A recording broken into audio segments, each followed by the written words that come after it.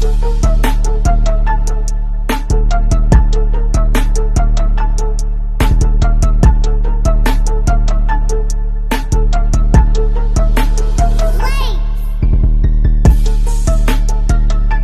की खान। अफ्रीका महाद्वीप में हीरो की कई खानों की खोज हो चुकी थी, जहां से बहुतायत में हीरे प्राप्त हुए थे। वहां के एक गांव में रहने वाला किसान अक्सर उन लोगों की कहानियां सुना करता था, जिन्होंने हीरो की खान खोजकर अच्छे पैसे कमाए और अमीर बन गए। वह भी हीरे की खान खोजकर अमीर बनना चाहता था। एक दिन अमीर बनने के सपने को साकार करने के लिए उसने अपना खेत बेच दिया और हीरो की खान की खोज में निकल पड़ा। अफ्रीका के लगभग सभी स्थान छान मारने के बाद भी उसे हीरो का कुछ पता नहीं चला। समय गुजरने के साथ उसका मनोबल गिरने लगा। उसे अपना अमीर बनने का सपना टूटता दिखाई देने लगा। वह इतना हताश हो गया कि उसके जीने की तमन्ना ही समाप्त हो गई और एक दिन उसने नदी में कूदकर अपनी जान दे दी। इस दौरान दूसरा किसान, जिसने पहले किसान से उसका खेत खरीदा था, एक दिन उसी खेत के मध्य बहती छोटी नदी पर गया।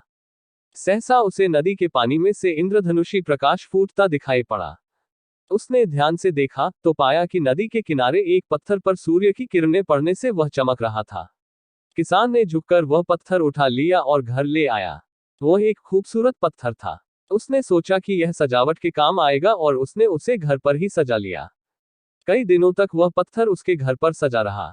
एक दिन उसके घर उसका एक मित्र आया। उसने जब वह पत्थर देखा तो हैरान रह गया। उसने किसान से पूछा, मित्र, तुम इस पत्थर की कीमत जानते हो? किसान ने जवाब दिया, नहीं, मेरे ख्याल से ये हीरा है, शायद अब तक खोजे गए हीरो में सबसे बड़ा हीरा। मित्र बोला। किसान के लिए इस बात पर यकीन करना मुश्किल था। उसने अपने मित्र को बताया कि उसे यह पत्थर अपने खेत की नदी के किनारे मिला है। वहां ऐसे और भी पत्थर हो सकते हैं। दोनों खेत पहुंचे और वहां से कुछ पत्थर नमूने के तौर पर चुन लिए। फिर उन्हें जांच के लिए भेज दिया। जब जांच रिपोर्ट आई तो किसान के मित्र की बात सच निकली। वे पत्थर हीरे ही थे। उस खेत में हीरो का भंडार था। वह उस समय तक खोजी गई सबसे कीमती हीरे की खदान थी। उसका खदान का नाम किम्बले डायमंड माइंस है। दूसरा किसान उस खदान की वजह से मालामाल हो गया। पहला किसान अफ्रीका में दर दर भटका और अंत में जान दे दी, जबकि हीरे की खान उसके अपने खेत में उसके कदमों तले थी। सीख। मित्रों, इस कहानी में हीरे पहले किसान के कदमों तले ही थे, लेकिन वह उन्हें पहचान नहीं पाया और उनकी खोज में भटकता रहा। ठीक वैसे ही हम भी सफलता प्राप्ति के लिए अच्छे अवसरों की तलाश में भटकते रहते हैं। हम उन अवसरों को पहचान नहीं पाते या पहचान कर भी महत्व नहीं देते, जो हमारे आसपास ही छुपे रहते हैं।